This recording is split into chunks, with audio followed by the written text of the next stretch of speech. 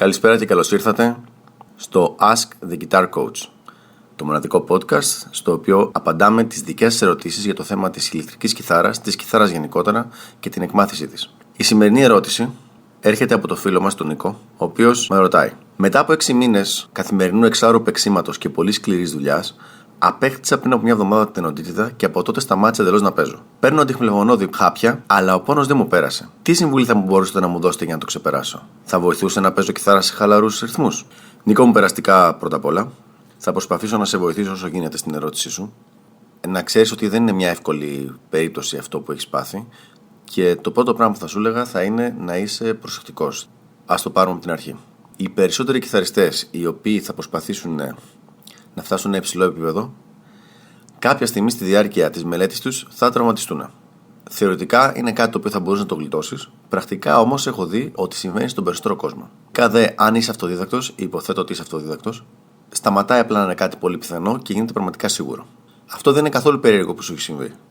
Όταν ξαφνικά εκεί μπορεί να παίζεις με πολύ πιο χαλαρούς ρυθμούς, αποφασίζεις και διπλασιάζεις ή τριπλασιάζεις το χρόνο μελέτης και επίσης τα πράγματα τα οποία διαλέγεις να μελετήσεις δεν έχουν επιλεχθεί συγκεκριμένα για σένα και το επίπεδο που είσαι, αλλά είναι πράγματα που διάλεξες εντελώς τυχαία εσύ, επειδή σου αρέσαν, επειδή σου τραβήξαν την προσοχή, τότε δυστυχώς είναι πολύ δύσκολο να την γλιτώσεις. Τέλος πάντων, αυτό που έγινε, το θέμα είναι τώρα τι γίνεται.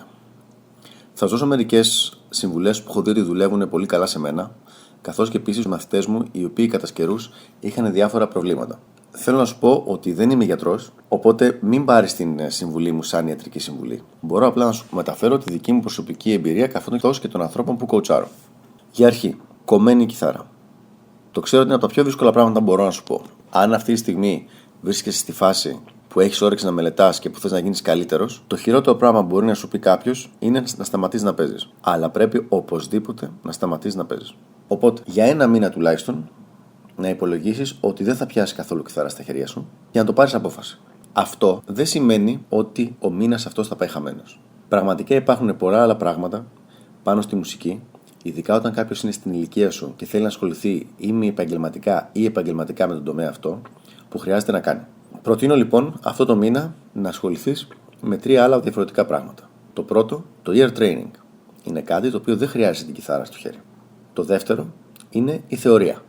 Και το τρίτο είναι με το να επεκτείνεις τα ακούσματά σου.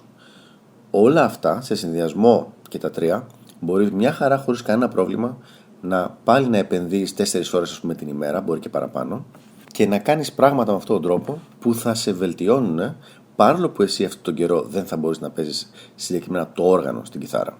Αυτό λοιπόν είναι που θα σου πρότεινα να κάνεις σε πρώτη φάση. Σταμάτα να παίζεις. Πάμε στα επόμενα πραγματάκια. Έχουμε 3 θέματα που πρέπει να κοιτάξουμε. Το τι κάνεις με τα χέρια σου, το δεύτερο είναι το θέμα της διατροφής και το τρίτο είναι το θέμα της ξεκούρασης. Μέσα σε αυτό είναι και το θέμα του στρες. Ξεκινάμε με το τι πρέπει να κάνεις στα χέρια σου. Τα χέρια σου γενικά θα πρέπει να τα ξεκουράζεις πάρα πολύ αυτόν τον καιρό. Δηλαδή, πολύ ελαφρύ μασάζ, πολύ ελαφρύ stressing, πολύ ελαφρύ stretching και γενικότερα όσο το δυνατόν πιο πολύ να μην κάνεις χειρονακτικές δουλειές. Να μην κουβαλάς πράγματα, να μην σηκώνεις βάρη τα οποία χρειάζεται να βάζεις δύναμη στο grip, δηλαδή στην παλάμη σου, δηλαδή για να σφίγγεις πράγματα, να μην το κάνεις αυτό το πράγμα. Να μην κουβαλάς βάρη, να μην σηκώνεις τσάντες. Για λίγο καιρό πρέπει να αφήσεις τα χέρια σου να ξεκουραστούν. Οπότε όχι μόνο από την κιθάρα, αλλά και γενικότερα από τις διάφορες δραστηριότητες. Ποια είναι λοιπόν η δραστηριότητα που δημιουργεί μεγάλα προβλήματα? Το κομπιούτερ. Αν είσαι δεξιόχειρας και το πρόβλημα είναι στο αριστερό σου χέρι, είσαι τυχερός γιατί μπορείς ακόμα να χρησιμοποιήσεις το mouse. Αν είναι και στο δεξιχέρι, θα πρέπει να κάνεις μια μεγάλη διακοπή από το θέμα του κομπιούτερ.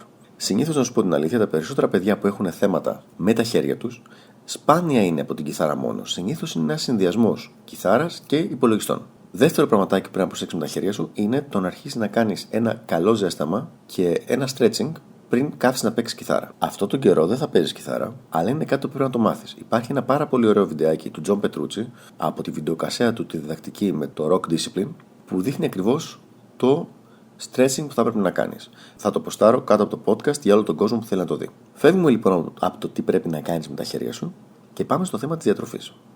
Θα μου πεις τι δουλειά έχει η διατροφή εδώ πέρα. Δυστυχώς ή ευτυχώς έχει. Αυτό που έχεις πάθει με την οντίτιδα είναι αυτό που λέγεται φλεγμονή. Η φλεγμονή σε μεγάλο βαθμό παραμένει λόγω της διατροφής. Υπάρχει πάρα πολύ μεγάλη βιβλιογραφία για αυτό το θέμα. Δεν είναι η στιγμή αυτή να επεκταθούμε. Πάντως, με απλά λόγια, θα σας δώσω μερικές πολύ απλές συμβουλές. Πίνε πολύ νερό αυτόν τον καιρό. Παίρνε πολλά ωμέγα-3. Ψάξτε στο ίντερνετ να δεις τι ακριβώς είναι. Ωμέγα-3. Εγώ προσωπικά παίρνω το fish oil της εταιρείας Carlson. Πέρα από αυτό, πραγματικά θα πρότεινα μια πολύ πλήρη διατροφή σε φρούτα και λαχανικά, με έμφαση σε αυτά και όχι σε τροφές οι οποίες δημιουργούν φλεγμονές, οι οποίες είναι οι επεξεργασμένες τροφές. Δηλαδή από πιτόγυρα, πίτσες και τέτοια πράγματα, όσο δυνατόν λιγότερο αυτόν τον καιρό που πάσχεις από μια φλεγμονή. Πέρα από αυτό, για τα διατροφικά συμπληρώματα, θα σου πρότεινα μόνο βιταμίνη C. Όσο αφορά τα αντιφλεγμονώδη που παίρνεις, καλό θα να ξέρεις ότι τα ωμέγα-3 έχουν πάρα πολύ δυνατή αντιφλεγμονώδη δράση, οπότε σε μεγάλο βαθμό θα βοηθήσουν. Από εκεί και πέρα, από όσο ξέρω, για ένα μικρό χρονικό διάστημα δεν είναι κακό να παίρνεις αντιφλεγμονώδη, αλλά γενικά μην το κάνεις σύστημα αυτό. Πάμε τώρα στο θέμα της ξεκούρασης.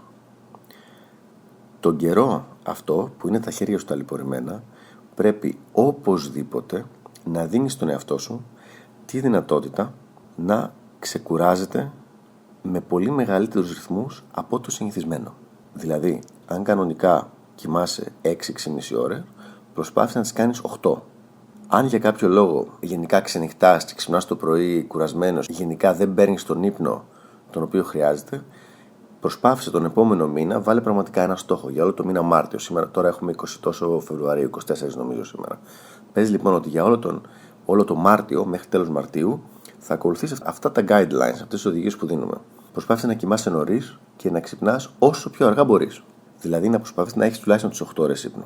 Τέλος, το θέμα του στρες. Βλέπω ότι είσαι σε μια ηλικία μικρή, είσαι 17 χρονών. Αν υποθέσουμε ότι προετοιμάσαι για πανελλαδικές εξετάσεις, είναι μια πάρα πολύ δύσκολη στιγμή για σένα, η οποία σε στρεσάρει πάρα πολύ. Οπότε θα είναι λίγο περίεργο να σου πω μη στρεσάρεσαι. Αν όμως δεν έχεις τέτοια φάση στη ζωή σου που δεν το ξέρω αυτό το πράγμα, κάνε όσο μπορείς, προσπάθησε να είσαι σε μια μεγαλύτερη ηρεμία. Τι σημαίνει αυτό το πράγμα? Κομμένοι καφέδες, με απλά λόγια. Προσπάθησε για αυτό το μήνα να μην πίνεις καφέδες, οι οποίοι έτσι κι αλλιώς σου δημιουργούν μια αφυδάτωση, και προσπάθησε όσο περισσότερο να χαλαρώνεις. Όλα αυτά που σου είπα, προσωπικά τα έχω τσεκάρει και με τον εαυτό μου και με πολλούς μαθητές μου. Αλλά θα σου πω ένα ακόμα πραγματάκι, το οποίο πιθανώς να είναι το πιο σημαντικό απ' όλα. Το να μην έχεις την παραμικρή εντύπωση ότι επειδή τραυματίστηκες τώρα και δεν θα μπορείς να παίξεις για ένα μήνα κιθάρα, έγινε κάτι. Νίκο μου, δεν έγινε τίποτα. Ίσα-ίσα που, όπως έχω κάνει με δεκάδες μαθητές μου που έχουν περάσει από τραυματισμούς, χρησιμοποίησαν όλοι τον καιρό αυτό που ήταν τραυματισμένοι, ώστε μετά να έχουν καταλήξει να είναι καλύτεροι από ό,τι ήταν πριν ξεκινήσουν. Αυτό έγινε με τους τρόπους που σου είπα πριν. Είναι πολύ σημαντικό λοιπόν να μην κατά κάποιο τρόπο φρικάρεις επειδή δεν μπορείς να παίξεις και να μην πιάνεις την κιθάρα για να δεις πως παίζεις και να σιγουρευτείς ότι δεν τα ξέχασες. Δεν θα τα ξεχάσεις, αλλά πρέπει να σεβαστείς το γεγονός ότι έχεις τραυματιστεί και να αφήσεις στο σώμα σου τη δυνατότητα να γιατρευτεί και δεν θα σε προδώσει. Αν όμως δεν το κάνεις αυτό το πραγματάκι και δεν αφήσεις τον εαυτό σου τη δυνατότητα να γιατρευτεί, είναι πολύ μεγάλη πιθανότητα ότι θα σου μείνει μια ευαισθησία η οποία θα σε οδηγεί σε συνεχόμενους τραυματισμούς όσο προχωράνε τα χρόνια. Θεωρούμε δεδομένο ότι θα σου περάσει το πράγμα. Τι κάνεις από εδώ και πέρα για να μην σου ξανασυμβεί? Πρώτα απ' όλα, σε ένα μήνα, εφόσον έχεις κάνει τα πράγματα που λέμε, στείλε μου σε παρακαλώ ένα email πάλι να δούμε πώς πηγαίνεις. Αλλά πέρα από αυτό, 2 πραγματάκια θα σου λέγα να κάνεις. Πρώτα απ' όλα, πριν ξεκινάς να παίζεις κιθάρα, πάντα, κάθε φορά, ένα καλό ζέσταμα. Το καλό ζέσταμα σημαίνει stretching, περιστροφές καρπών, ακριβώς τα οποία θα δεις στο βίντεο του Τζον Πετρούτσι. Κάποια στιγμή στο κοντινό μέλλον θα ανεβάσω κι εγώ ένα βίντεο με πιο απλουστευμένο ζέσταμα, αυτό που χρησιμοποιώ εγώ. Το δεύτερο πράγμα, που δυστυχώς μπορεί να είναι λίγο πιο δύσκολο, πραγματικά θα σου πρότεινα να βρεις έναν καλό coach στην κιθάρα. Αν είσαι 17 χρονών και παίζεις 5-6 ώρες την ημέρα, είναι τεράστιο κρίμα αυτός ο χρόνος να πηγαίνει χαμένος και μάλιστα από μερικές κακές δικές σου επιλογές να τραυματίζεσαι κιόλας. Το καταλαβαίνω ότι πολλοί κόσμος, ειδικά στην ελληνική νοοτροπία, θεωρείται μαγιά το να κάνεις κάτι τέτοιο, το να μάθεις μόνος σου, αλλά δεν είναι κάτι το οποίο μπορεί να καταφέρει η συντριπτική πλειοψηφία του κόσμου. Μπορούν να το καταφέρουν μόνο 2-3 άτομα στους 1000. Είναι πολύ καλύτερα λοιπόν να βρεις έναν πραγματικά καλό επαγγελματία, εκπαιδευμένο καθηγητή να σε καθοδηγήσει, και αυτός θα σε προστατεύει με τα πράγματα που θα σου δίνει να μελετάς και από τραυματισμούς και από διάφορα άλλα πράγματα. Ελπίζω λοιπόν να σε βοήθησα με αυτά που σου είπα. Πήγε λίγο παραπάνω η ώρα από ό,τι περίμενα, αλλά είναι ένα αρκετά σημαντικό θέμα το οποίο πραγματικά αξίζει να το αναλύσουμε τόσο. Ελπίζω λοιπόν να σε βοήθησα και σε κανένα μήνα στείλε μου ένα email σε παρακαλώ να μου πεις πώς έχουν πάει τα πράγματα.